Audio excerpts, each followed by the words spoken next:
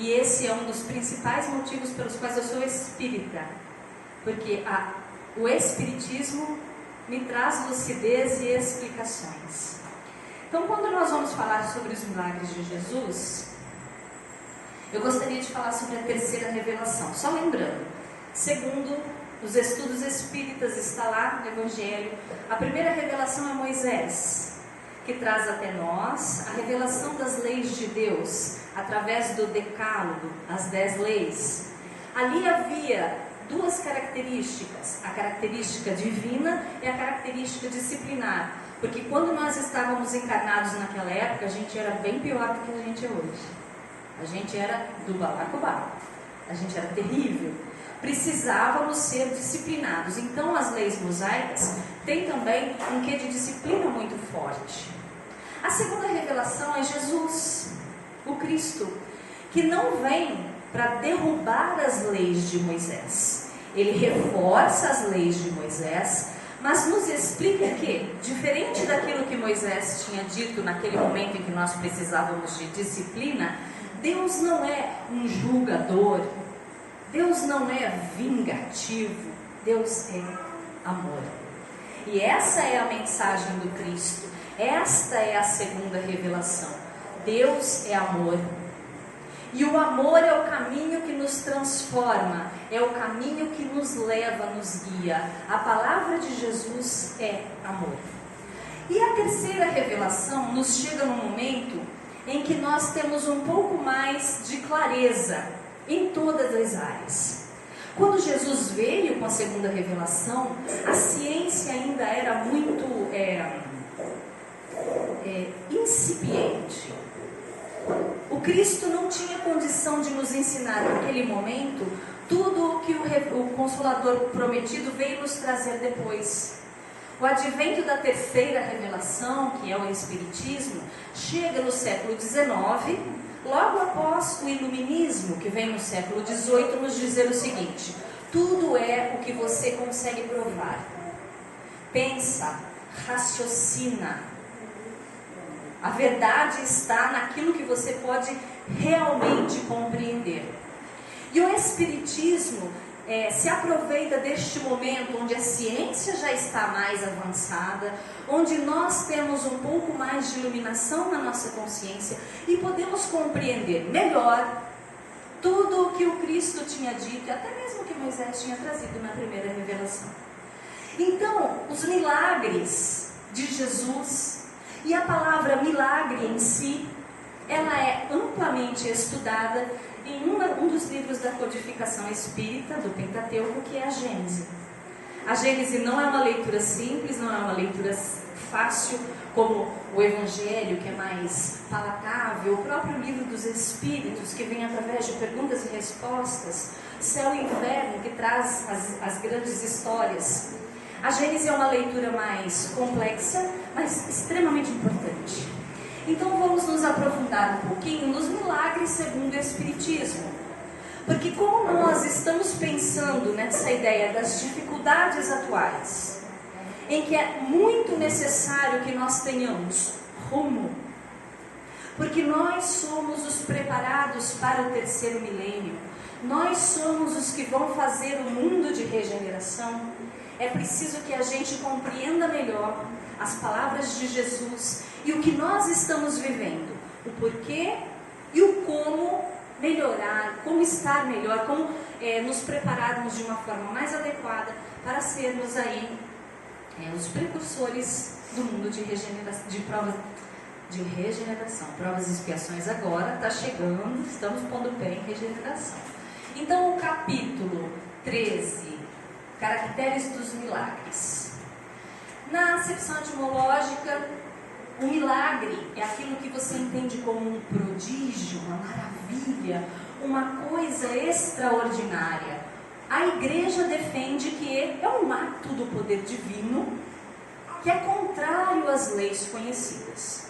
Então, quando acontece uma cura extraordinária que ninguém pode explicar, a igreja diz é um milagre. Inclusive os santos católicos são canonizados através da comprovação de milagres. Concordam, ok? Beleza? Jesus, quando andou sobre as águas, Milagre. Jesus, quando acalmou a tempestade, milagre. Tudo que é milagre é o que nós não conseguimos, pelas leis da natureza, explicar, compreender.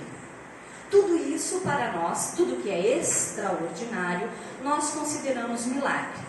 E aí dentro da nossa cabeça começa uma briga. Porque nós somos espíritas e nós entendemos que é preciso compreender para poder acreditar. Mas como assim andar sobre as águas? Como assim eu tenho câncer agora e no instante seguinte eu não tenho câncer? Como assim um aleijado de repente sai andando? Como assim um cego de nascença de repente enxerga? Tudo isso é milagre, porque naquele momento em que Jesus estava conosco, não havia, segundo a ciência, comprovação, forma de explicação. Então, tudo que sai do que nós conseguimos compreender é considerado um milagre.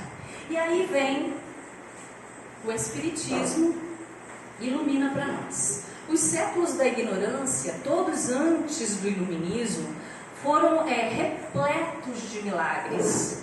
Porque tudo que nós não podíamos explicar, nós classificávamos como milagres. Assim, muitas seitas se fortaleceram. E assim, muita gente deixou de acreditar. Assim, muitas pessoas seguiram por caminhos diferentes, como, por exemplo, eu sou ciência. Eu não acredito nisso, porque isso a ciência não pode provar. E o Espiritismo vem trazer uma nova visão sobre tudo isso. O Espiritismo vem a seu tempo revelar as leis e explicar fenômenos até então compreendidos. E o principal contributo do Espiritismo é essa compreensão aqui. Não tá bem fraquinha, né, Daniela? Vai, não precisa não. O elemento espiritual é uma força viva da natureza. O Espiritismo nos prova que o Espírito existe, o elemento espiritual. Até então, tudo que nós não víamos para nós não existia. Tudo que nós não conseguíamos tocar para nós não era verdade. E o Espiritismo nos traz, através de provas contundentes e que são colocadas em todo o mundo ao mesmo tempo, que existe um elemento espiritual que eu não posso ver, mas que interfere no mundo físico de forma a transformá-lo, e a isso a gente sempre deu o nome de milagre. Ok até aqui? Tudo bem? Vamos um pouquinho à frente então. O espírito é o ser principal, é o que sobrevive ao corpo. O corpo é um acessório. Tudo que nós estamos vendo aqui é perecível. Esse corpinho bonito que a gente ama, que a gente gosta de morar dentro dele, vai ficar. Nem sempre cheiroso, né, Pedro? Dependendo de morar em 3 dias, então, santa. Pedro disse que vai ficar 1 mês sem tomar banho para fazer uma experiência. Já imaginou? Essa matéria vai deteriorar rapidinho. Mulher, resolve isso, mulher. Tudo é perecível. O que é verdadeiro é o Espírito. Mas como nós não vemos o Espírito, até o advento do Espiritismo, ele era simplesmente fruto da imaginação, era balela, era milagre. Mas hoje nós sabemos por comprovação que o Espírito existe e ele é mais importante do que a matéria. Aí a gente vai falar um pouquinho sobre o relacionamento dos espíritos conosco. O que é a mediunidade? Como funciona esse relacionamento? O espírito influencia a matéria, seja ela encarnada ou desencarnada. O meu espírito influencia a minha matéria através do meu perispírito, ok? O meu espírito, que é o ser verdadeiro, que existe, que nem chama Elaine, que nem é mulher, influencia esta matéria, que chama Elaine, que é mulher, está mulher no momento, através do perispírito. Ó, por mim não tem problema ele ficar não, viu, mãe? Se quiser ficar, fica à vontade. Muito lindo. Perispírito, ele é a liga entre o corpo material e o espírito. No entanto, no momento em que eu não estiver mais no mundo material, eu vou continuar influenciando a matéria. Seja ela a matéria espiritual, e nós vamos falar um pouquinho mais sobre isso, ou seja ela a matéria não espiritual. Então, se eu, espírito, quero falar, mas não consigo mais, porque no meu campo de visão é tudo fluídico, eu uso a Daniela. A Daniela é minha secretária. É como se uma pessoa cega quer escrever, aí pega alguém que sabe escrever e escreve para ela. Ou eu chego falando português na Itália e peço para um italiano me traduzir. O médium é isso. É o intérprete, é o tradutor. Como é que funciona?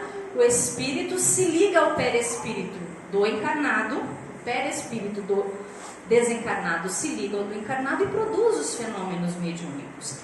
Isso é mediunidade.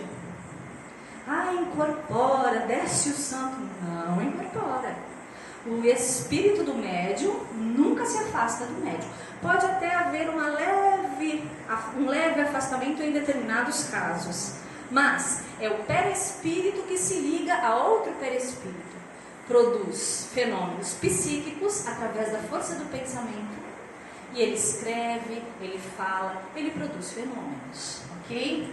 Como nós estamos em meios diferentes, as formas de atuação são diferentes. Aqui na matéria, eu atuo diretamente na matéria. E o espírito atua diretamente no mundo espiritual. Porque são matérias diferentes. Concordam que no mundo espiritual, a matéria é diferente, mas é matéria também? A gente vai falar mais um pouquinho sobre isso também, tá ok? O médium escreve, fala ou age pelo espírito. Então, quando a gente fala, por exemplo, que um médium produziu uma cura milagrosa, na verdade, segundo a Gênese, nada absolutamente produzem sobrenatural. Por conseguinte, nenhum milagre fazem. O médium não age por conta própria. O médium é o aparelho através do qual o espírito comunica, age e faz com que aconteçam as curas, as aparições, através da força de médiuns de efeito físico. Tudo acontece através do médium. Mas tudo isso nada mais é do que a condensação de fluidos, que é o que nós vamos ver agora. Deus faz milagres? Essa pergunta está em A Gênese. Se você compreende que milagre, na verdade, é um efeito natural que, embora eu não consiga ver com os meus olhos, eu sei que acontece no mundo espiritual, influencia na matéria, porque a matéria e o espírito agem concomitantemente, ou seja, ao mesmo tempo. Então o espiritual age sobre a matéria. Será que Deus faz milagres? Daniela está cega. Aí de repente Daniela enxergou. Deus fez um milagre na Daniela. Segundo a Gênese, ela deixa bem claro que falar sobre milagre não é a matéria do espiritismo, mas que se nós compreendemos que Deus não faz nada de inútil, Ele não precisaria fazer milagres para provar que Ele é maravilhoso, pois que suas leis são perfeitas. E como milagre nós compreendemos a derrogação de uma lei. Deus não precisa derrogar as suas próprias leis para mostrar-se maravilhoso, porque suas leis já são perfeitas. E para tudo que Deus faz, Ele é a causa primária de todas as coisas. Concordam? Questão número 1 do livro dos Espíritos. Ele é a causa primária de todas as coisas. Então tudo que Ele faz é perfeito, é bom, é justo. Poxa, Elaine, morreu 53 pessoas agora lá em Belo Horizonte, 53 ou mais. Em Belo Horizonte, Deus fez isso? Permitiu. Porque é bom. Não é bom que morra alguém que eu amo. Se Deus permitiu, há uma causa, há um motivo, há uma história que nós muitas vezes não conhecemos. Deus não faz milagres porque Deus não derroga as suas leis. Então tudo que nós vemos acontecer, Daniela voltou a enxergar depois da cegueira, nada mais é do que uma ação desses fluidos que existem no universo, transformados sobre ela. Deus fez a lei. Nós só não conhecíamos antes. Deus não precisa derrogar as suas leis para provar que Ele é maravilhoso. Sobre os fluidos especificamente, o fluido cósmico universal é a matéria primária de tudo o que existe. Tudo o que há no universo deriva do fluido cósmico universal. Esse fluido, que é a matéria-prima de Deus, ele inicialmente, ele é como que em um estado fluídico, ele existe no estado em que a gente não consegue ver. É essa matéria que está entre nós, que permeia tudo, e através das suas combinações é que existe tudo que está no universo, inclusive a gente, inclusive as montanhas, inclusive o ar, inclusive tudo, os planetas, enfim. Tudo o que existe é através da combinação diferenciada e infinita do fluido cósmico universal. Quando esse fluido está no estado fluídico, ele dá origem aos fenômenos que a gente chama psíquicos. São os fenômenos espirituais, que nós não conseguimos ver. Esses fluidos espirituais são manipulados por quem? Pelos espíritos.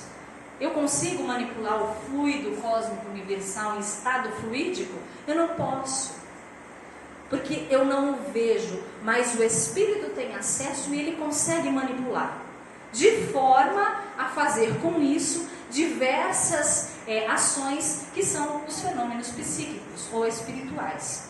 A outra forma do fluido cósmico universal já é mais a matéria, é a forma materializada. De uma para outra é assim que faz? Não. É uma transformação gradual.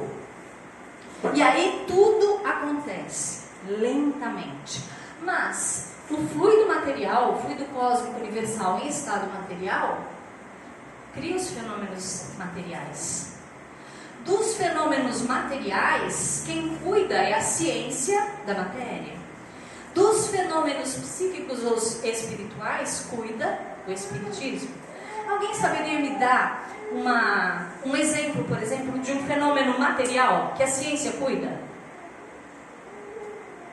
Todo mundo olhou para você, Ana, incrível. Você sabe. Um raio. Ok? É um fenômeno natural que os homens das cavernas achavam que era um milagre.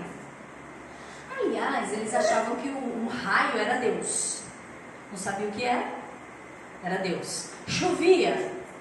Era Deus. A chuva é um outro fenômeno físico, material, de que cuida a ciência. E assim, as doenças, assim, todos os acontecimentos tangíveis. Alguém sabe me dar um exemplo, por exemplo, de um fenômeno psíquico? Mais fácil agora. Ninguém olha para você dessa vez. A mediunidade? A transmissão de pensamento? Alguém aqui consegue ver o pensamento do outro?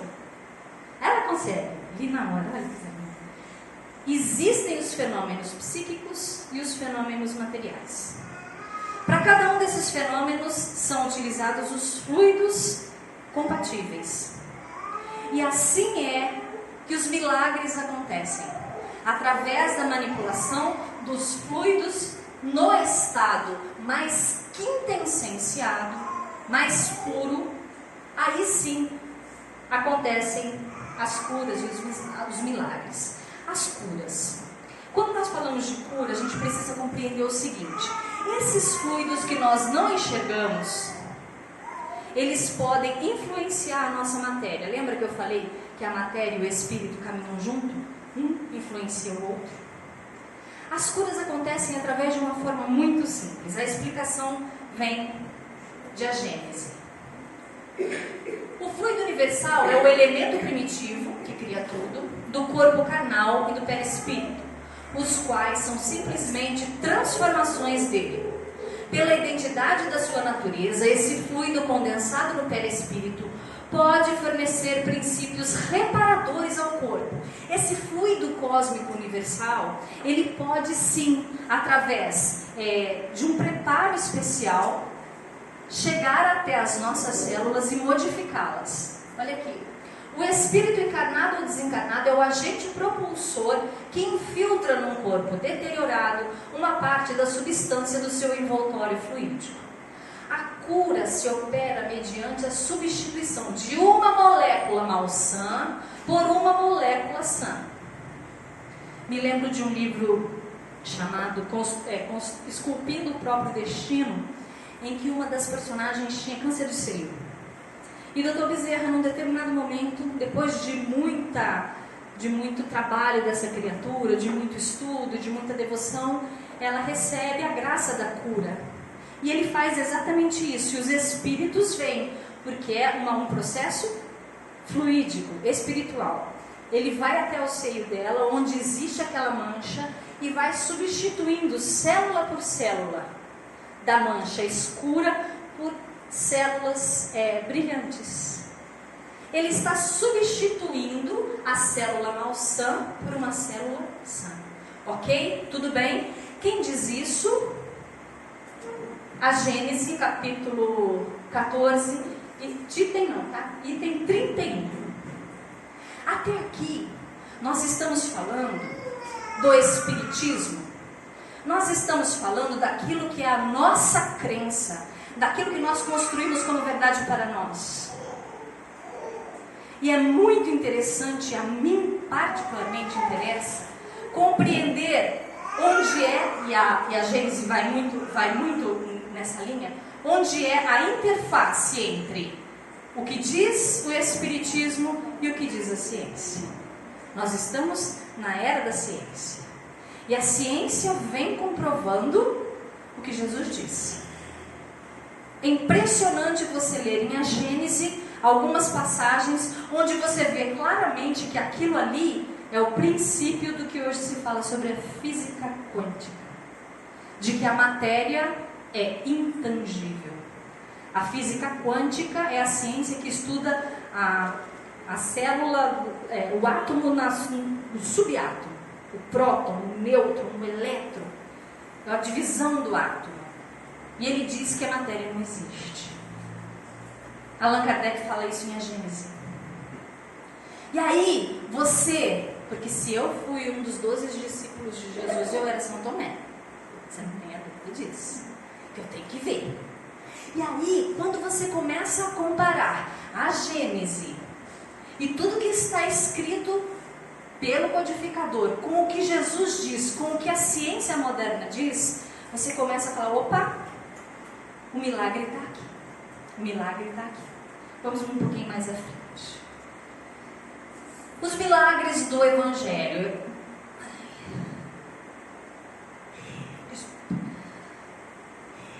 Desculpa. Os milagres no Evangelho foram entendidos como milagres porque naquele tempo não havia explicação e nem a compreensão do que é o elemento espiritual. Então Jesus andar sobre a água era uma coisa impossível. No entanto, Jesus é de uma natureza infinitamente superior à nossa. Jesus é um espírito puro, é o governador planetário. Então, quando Jesus vinha e produzia milagres, nada mais eram do que os fenômenos psíquicos, os fenômenos espirituais. Naquela época não eram compreendidos. Ninguém podia compreender que o fluido cósmico universal manipulado, e Jesus, por sua pureza e compreensão, simplesmente ao direcionar aquilo a um indivíduo, poderia modificar as células, as moléculas daquele indivíduo e fazer com que ele voltasse a enxergar, que ele andasse novamente, andar sobre as águas, parar a tempestade. Jesus, com pleno conhecimento do mundo espiritual, de como se manipulam os fluidos etéricos e por sua natureza muito, muito, muito mais pura. Seu perispírito era formado de elementos muito mais puros do que nós jamais pudéssemos pensar. Então Jesus produzia aquilo sem força. E ele disse: vós sois deuses, vós podeis fazer tudo o que eu faço e muito mais. Olha, significa, aí tem um recado importante, significa que se ele fez, nós podemos fazer. Eu não consegui andar sobre a água ainda, mas a ideia é essa. Se ele fez, eu posso fazer. Mas aí fica ainda aquela coisa do Tomé, né? Como que eu posso fazer? Aí a ciência vai nos explicar daqui a pouquinho como é que a gente pode fazer. Jesus era um médium? Hã? De Deus. Ai, que linda! Ela leu a Gênesis todinha, de 3 profetas. Era um médium de Deus. Jesus, por exemplo, você é médium, eu sou médium, nós somos médios. Então, através de nós atuam os espíritos. A atuação de um médium para que haja a cura de alguém depende da pureza dos fluidos que são infiltrados na pessoa doente. E depende também da vontade do médium em produzir aquela cura, bem como da aceitação da pessoa que vai receber aquele fluido. Por isso que os milagres e as curas acontecem sim, mas não de forma idêntica em todos os corpos. Você vai lá a um determinado médium com uma determinada doença e sai de lá curado em uma sessão. Um outro vai em 1, 2, 10, 20, 30, aí fica curado. O outro tem o merecimento. O outro vai 50 vezes não cura. A vontade do médium, o tipo de fluido, tudo isso influencia. Para que haja um milagre? Não. Para que haja nada além de as forças da natureza agirem dentro de um corpo material através de um corpo fluídico. Ok? Tem nada de milagroso, não tem nada de extraordinário, não tem nada disso. A superioridade de Jesus, então, faz com que ele não seja médium, saia dele. Lembra quando ele cura a mulher hemorroísa, que ele vem andando na multidão? A mulher sangrava há 12 anos. E ela sabe que se ela tocar em Jesus, ela ficará curada. E quando ela toca a túnica de Jesus, ele pergunta: quem me tocou? Saiu virtude de mim. Ela recebeu aquele fluido de Jesus. Ele não era médium. Quem poderia ter ascendência para fazer através de Jesus, senão Deus? Era Deus que agia através dele, mas ele tinha conhecimento como espírito puro para manipular todos os fluidos, ok? E aí nós vamos falar um pouquinho sobre uma coisa mais específica, que são as doenças. A gente estava no ano passado em uma casa espírita, uma reunião pequenininha, né, acho que 4 ou 5 pessoas, falando sobre um outro tema, quando nós entramos na questão das doenças. E aí a gente começou a discutir, e ela falou: poxa, você podia fazer um estudo sobre isso. Eu falei: não, mas até eu tenho. Falou: leva lá, e a gente está trazendo hoje.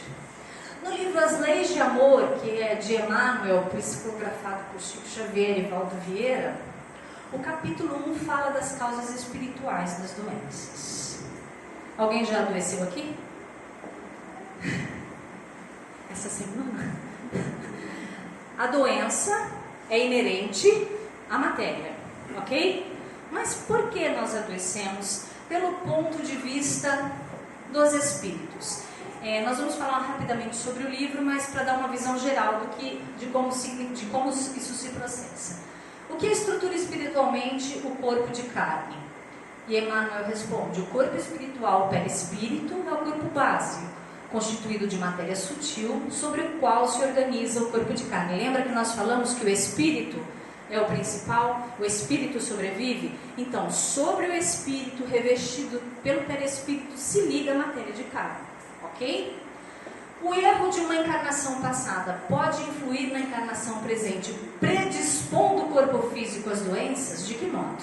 E ele diz que a grande maioria das doenças tem a sua causa profunda na estrutura semimaterial do corpo espiritual. Tudo que nós fazemos enquanto espíritos encarnados fica gravado no nosso perispírito, no nosso inconsciente.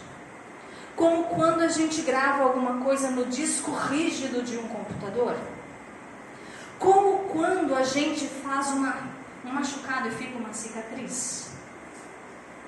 Assim como nós temos essa cicatriz no nosso corpo físico, quando nós tomamos determinadas atitudes que são contrárias às leis de Deus, nós criamos cicatrizes no nosso perispírito.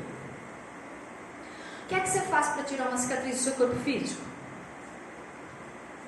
Cirurgia plástica, não é? Você não faz uma cirurgia plástica, vai lá e deixa bonitinho?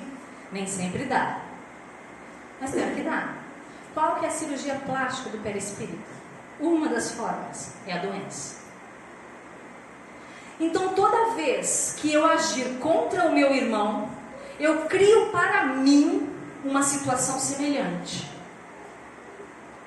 Toda vez que eu ajo fisicamente contra um irmão, estou criando para mim uma forma semelhante de dor. No livro Ação e Reação, psicografado por Chico Xavier, tem a história do Adelino. Ele, por amor, ele foi lá e deu um tiro no coração do seu rival. Ela era casada e ele foi lá e matou o então esposo dela. E sofreu muito em função daquilo, porque se arrependeu. No mundo extrafísico, no mundo espiritual, sofre durante diversos anos até reconhecer o seu erro. E ele retorna à vida física como filho daquele casal, cujo homem ele assassinou. Mas quando ele vem, ele pede que ele quer limpar aquela mancha do perispírito dele. Sabe qual é a forma que ele escolhe? Uma doença no ventrículo, exatamente no local onde ele atingiu aquele homem com o tiro. Ele nasce com defeito na válvula, que só vai se manifestar aos 40 anos de idade, que foi quando ele tirou a vida daquele irmão, que hoje é o pai dele. Percebe então como nós mesmos agimos e buscamos algumas vezes as doenças para corrigir os nossos problemas? Muitas vezes a gente age de forma a manchar o nosso perispírito de uma forma tão dolorosa, com atitudes, não só com atitudes, mas com pensamentos, não é? Com sentimentos, e você machuca teu perispírito de tal forma que você pede que na próxima encarnação você venha de forma a livrar.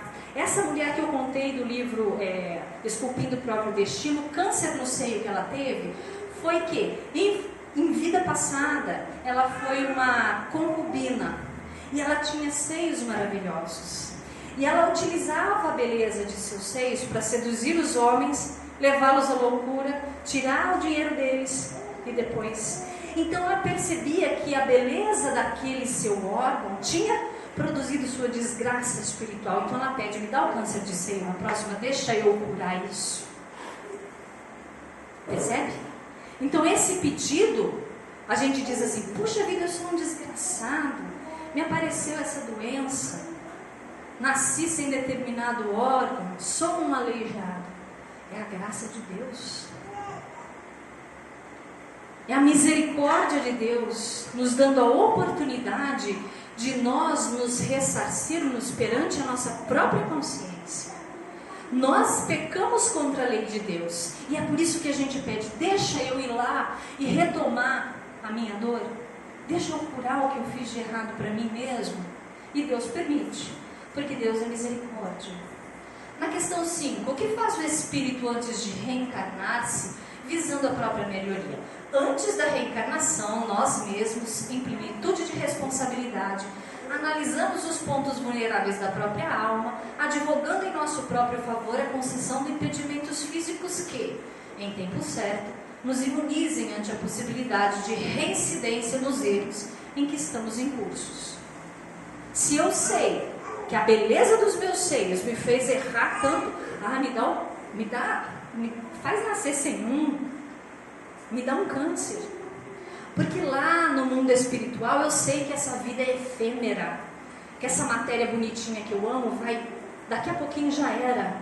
O que me importa é crescer espiritualmente, evoluir espiritualmente. Então esse tempo em que eu estou aqui encarnado, tudo que acontece com esta matéria tem que ter efeito positivo para o meu espírito.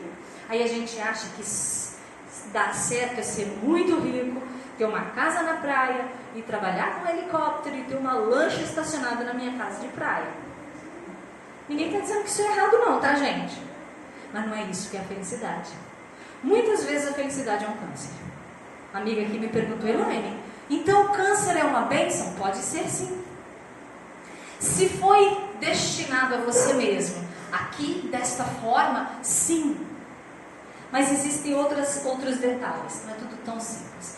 Todas as enfermidades conhecidas foram solicitadas pelo espírito próprio enfermo antes de renascer. Ou seja, tudo que a gente está doente aí, tudo que a gente se ferra, coronavírus, gripes, enfim, todo tipo de doença, ela é causada por um pedido que eu fiz para consertar algum problema?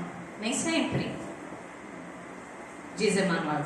Nem sempre o espírito requisita deliberadamente determinadas enfermidades, de vez que, em muitas circunstâncias, quais aqueles que se verificam no suicídio ou na delinquência, caímos de imediato na desagregação ou na insanidade das próprias forças, lesando o corpo espiritual, o que nos constrange a renascer no berço físico, exibindo defeitos e moléstias congênitas, em aflitivos quadros expiatórios. Você deteriora o seu perispírito de tal forma que ao voltar ao mundo espiritual você não consegue nem escolher. Você está hebetado. Acontece muito com espíritos de grande inteligência que a usam para o mal da humanidade. Vamos falar de Adolf Hitler?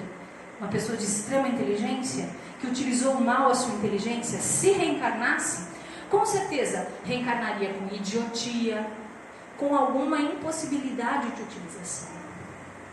Esses espíritos que não conseguem escolher contam com a benesse dos seus amigos espirituais, que pedem por ele misericórdia, deixa ele nascer com um problema muito grave que o impeça de pecar novamente. E aí é uma reencarnação expiatória. Obrigado, Senhor.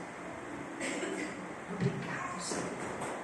Porque durante este período, aquela criatura está tendo a oportunidade de curar o seu perispírito. Ele está sendo filtrado daquele fluido negativo e denso. As moléculas malsãs vão sendo substituídas por moléculas sãs. E mais, todo mundo em volta se beneficia. Quanto sofrimento quando um ente querido cai doente. Seja por um câncer, um AVC, um derrame, seja pelo que for, acometido de qualquer tipo de doença ou sofrimento, todos em volta se beneficiam. Estão ouvindo o que eu estou dizendo? Todos em volta se beneficiam da misericórdia do Pai, que está nos dando uma oportunidade conjunta, ninguém erra sozinho, conjunta de ressarcirmos nossas consciências. Ou vocês acham que aquele meu filho que nasceu todo ruim, com problema no coração, não consegue andar direito, eu era um espírito maravilhoso, muito provavelmente ajudei a fazer o que ele fez. Vem cá que eu vou te acolher, a gente ressarce isso amorosamente juntos. Bênção. Bênção. Saibamos compreender. A mente invigilante pode instalar doenças no organismo. E o que pode provocar doenças de causas espirituais na vida diária? Gente, presta atenção. A mente é mais poderosa para instalar doenças e desarmonias do que todas as bactérias e vírus desconhecidos.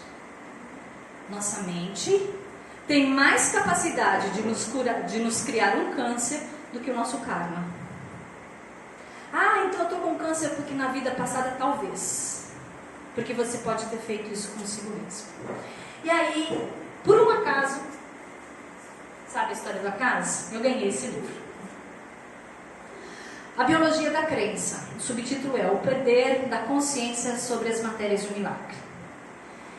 Dr. Bruce Lipton é um biólogo norte-americano que ele abre o livro dele com a seguinte pergunta: se você pudesse ser qualquer pessoa nesse mundo, quem você seria?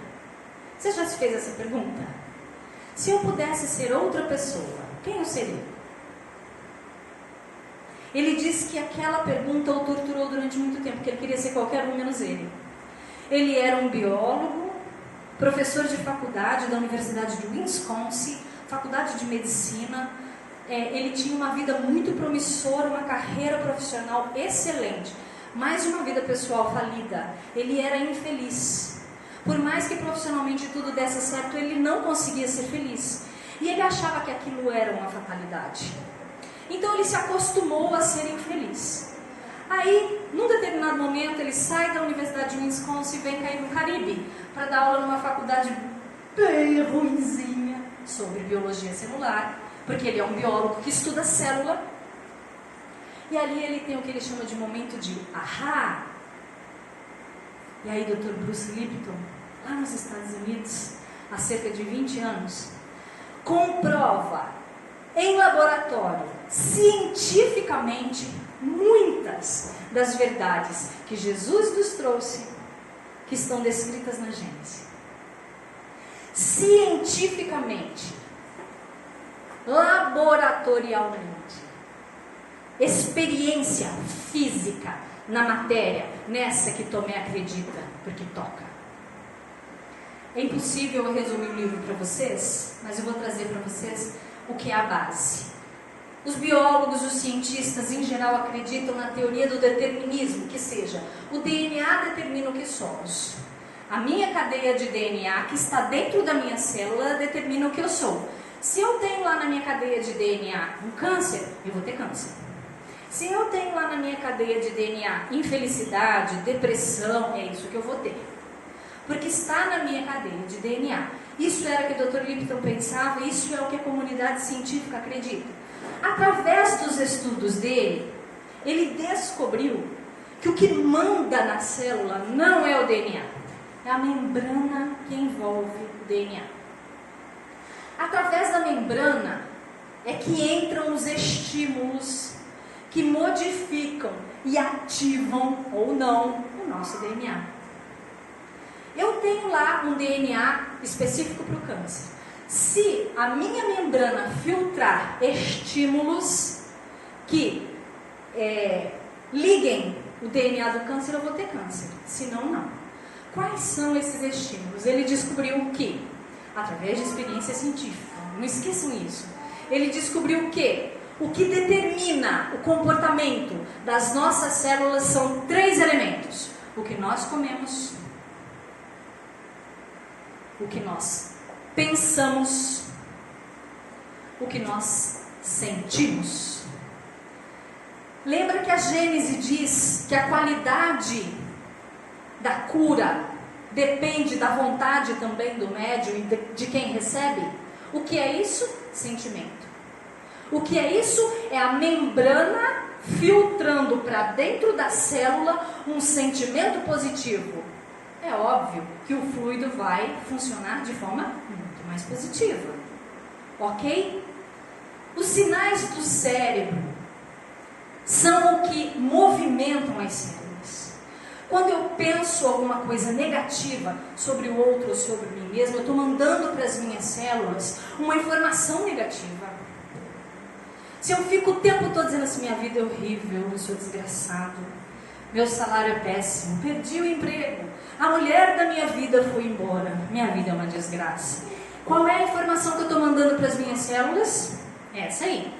O que é que a minha membrana está filtrando para dentro das minhas células e ativando que parte do meu DNA? A parte legal? Não. Não.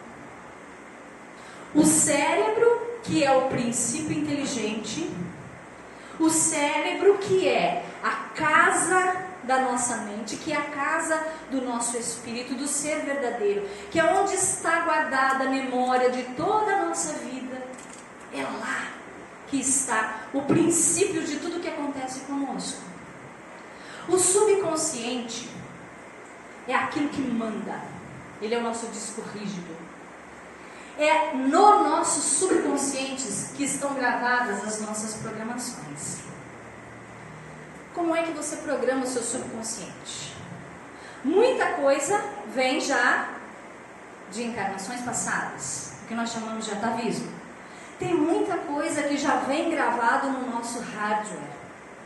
Mas prestem atenção, isso é muito importante. Eu adoro que tenham mães aqui com crianças pequenas. Ele descobriu o seguinte: desde o momento em que a mãe decide ser mãe e o pai decide ser pai, na vida intrauterina, durante a gestação, no parto, no puerpério, até os 6 anos de vida, nós fazemos a programação da mente do indivíduo. Olha mãe, olha pai, a nossa responsabilidade. Nós programamos as células dos nossos filhos. Nossos pais, professores, amigos mais íntimos nos programaram.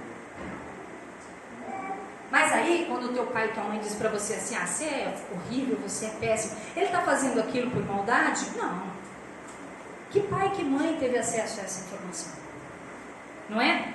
E às vezes a gente fala assim: não vai lá fora não que o bicho-papão vai te pegar. A criança não entende que aquilo é uma figura de linguagem. Para ela tem um bicho-papão lá fora, gravou no hardware dela. Quando eu sou adulto, que alguém fala para mim bicho-papão, e eu não estiver com a minha mente ativa, o meu subconsciente agir, ele pode abrir ali um pânico, uma sensação de estresse e outras doenças várias que depois de um tempo de serem só psíquicas, elas fazem o quê? Elas se tornam físicas. Depois de você ter estresse durante muito tempo, você vai ter um problema no fígado ou no estômago, isso é um fato. A tristeza guardada durante muito tempo na mulher vira câncer de mama. Gente, é cientificamente provado. 90% dos cânceres de mama, as mulheres têm um histórico de vida tristíssima. Ok? Nós programamos. Essa programação que é feita lá na nossa infância são as nossas crenças. É isso que nos define. As nossas crenças definem as reações das nossas células, que vão dizer se eu vou ser saudável ou se eu vou ser doente. Parece brincadeira. Mas quem diz isso é um biólogo, é um cientista, que diz que encontrou Deus e compreendeu a imortalidade da alma, descobrindo o funcionamento da célula. Guardem isso. O que faz com que a tua célula reaja positivo ou negativamente ao que você come? Para de comer porcaria. Para de se entupir de coisa ruim e dizer assim: não, hoje é o dia do lixo, vou comer tudo. Não tem isso, dia do lixo? Para. O que você pensa e o que você sente, é isso que define quem você é. Se você é doente ou se você é são. E a doença que eu trouxe lá de trás? Outra coisa. Mas você está criando o tempo todo para você uma vida nova. Você escolhe o que você pensa e o que você sente. Elaine, nem sempre. Nem sempre eu escolho os meus pensamentos. Nem sempre mesmo, porque você tem isso aqui, uma programação rígida. No entanto, Deus nos deu, além do subconsciente, porque a programação está lá no subconsciente, Ele nos deu uma coisa chamada livre-arbítrio, que está no nosso consciente. Então, quando eu estou aqui pensando e falando com vocês, eu posso escolher se eu acredito naquela crença que me foi colocada quando eu era criança, ou se eu acredito em coisas diferentes. Se eu acredito no Evangelho de Jesus, por exemplo, eu posso escolher ou não posso? Eu sou obrigada a, durante o meu momento de consciência, a acreditar na minha programação? Não sou. Eu não sou. Estou terminando, tá, gente? Amor ou medo? Dr. Lipton faz uma experiência em suas palestras que eu gostaria de dividir com vocês. Ele entrega para cada um dos seus assistentes, quem está na plateia, 2 pedaços de filme, um verde e um vermelho. E aí ele pede para colocarem na frente dos olhos um determinado filtro. Cada um escolhe ou verde ou vermelho. E aí ele projeta, depois que cada um colocou o seu filtro, uma imagem na tela branca. Quem escolheu o filtro vermelho vê uma imagem linda de uma casa cheia de flores em torno, com pássaros, com árvores frondosas, e lá está escrito Casa do Amor, e se diz assim: eu vivo com amor. Quem escolheu a lente verde vai ver na mesma imagem um céu escurecido, com morcegos voando, cobras, árvores ressequidas, um fantasma voando sobre a casa, e na placa está escrito assim: eu vivo com medo. E aí ele pergunta: podem baixar, vocês vivem com amor ou com medo? E cada um responde conforme o que viu. E é muito interessante, porque todo mundo está olhando para a mesma tela e uns respondem: eu vivo com amor, ao mesmo tempo que os outros respondem: eu vivo com medo. Aí ele pede: troca então o teu filtro. Quem viu com o verde vê com o vermelho e vice-versa. E ali a pessoa vê a imagem contrária. A teoria do Dr. Bruce é o seguinte: você pode escolher o filtro através do qual você olha para a vida.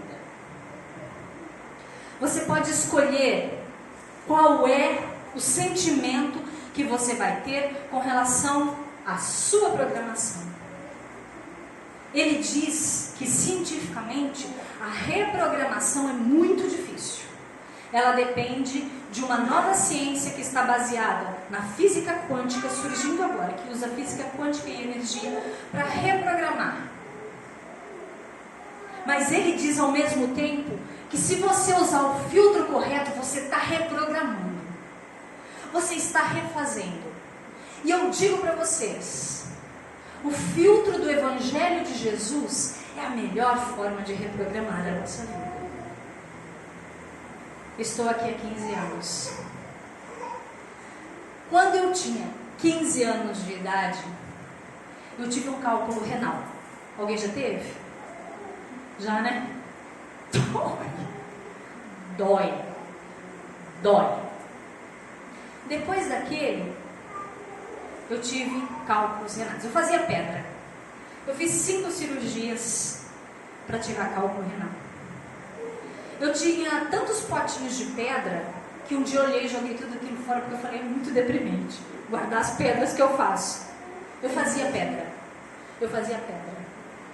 Eu passei grande parte da minha vida, dos 15 aos 37 anos, 38, dentro de hospitais. Num nível assim, que eu chegava e tomava Buscopan. Conhece Buscopan? Na veia. Era a mesma coisa que eu beber um copo d'água. Eu tomava morfina. Eu entrava e tomava morfina. E muitas vezes a dor não ia embora. Porque teu organismo também vai se acostumando ao medicamento e daqui a pouco não funciona. Você sabe disso, daqui a pouco não funciona mais. Mais da metade da minha vida eu tive cálculos renais. E eu não conhecia Jesus. Não como eu conheço hoje. E quando eu vim para cá, eu tive a graça de encontrar uma casa espírita. E de encontrar dentro dessa casa espírita pessoas que me apresentaram o Evangelho de Jesus.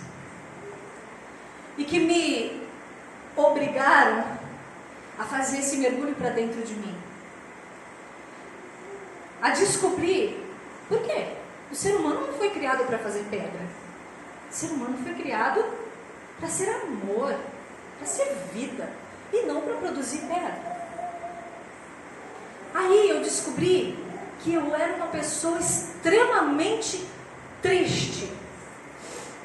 Eu não sabia. E aí eu descobri que a minha tristeza vinha da minha programação. Eu cresci ouvindo que eu era muito feia, que eu nunca ia dar certo na vida, que eu era burra demais, que tudo meu era errado. Tudo que eu fazia, eu era repreendida prontamente pela minha mãe e pelo meu pai. Eu cresci com a certeza, com a crença de que eu não valia nada. Nada. E aí eu estudei muito, fiz 2 faculdades, me empenhei, sempre trabalhei muito, porque sem eu saber, eu precisava provar para mim mesma que eu valia alguma coisa. E aquela tristeza e aquela crença de que eu era nada, fazia pedras. Quando eu descobri o Evangelho de Jesus, quando eu entendi as palavras do Cristo, que Ele diz que eu sou luz, aquela programação que minha mãe fez, não por maldade, por total inconsciência, aquela programação foi sendo substituída. Não, eu não sou uma porcaria, não, eu sou luz. Não, eu não presto. Eu presto sim. Olha, eu sei fazer isso. Não, as pessoas não estão comigo por favor, não, eu tenho valor. Eu não sou tão feia assim como... Eu sei dançar sim. E fui me reprogramando porque eu acreditei nas palavras do Cristo. Faz 10 anos que eu não tenho mais nem sombra de cálculo renal. Tenho uma sequela, eu tenho um rim direito e o esquerdo tem 1/3 só. Mas funciona, gente, direitinho. Filtra tudo bonitinho.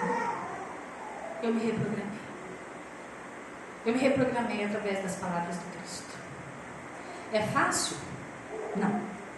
Mas você pode se reprogramar? Você pode parar de criar doenças para você mesmo?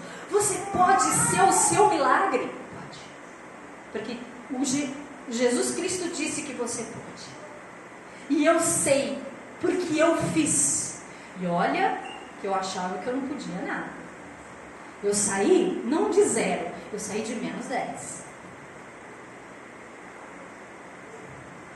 E eu tô aqui. Nem dor de rim eu tenho mais. Todo mundo pode se curar. Começando a trocar a lente pela qual você enxerga a vida. Eu acho que acabou. É isso. Eu vim com o coração muito alegre, porque essa casa é muito especial para mim. Eu espero de coração que as minhas palavras tenham um eco dentro da consciência de vocês. Isso aqui é só assim, olha, eu chamei atenção para alguma coisa. Tem alguma coisa, vão em busca disso. O milagre de Jesus somos nós.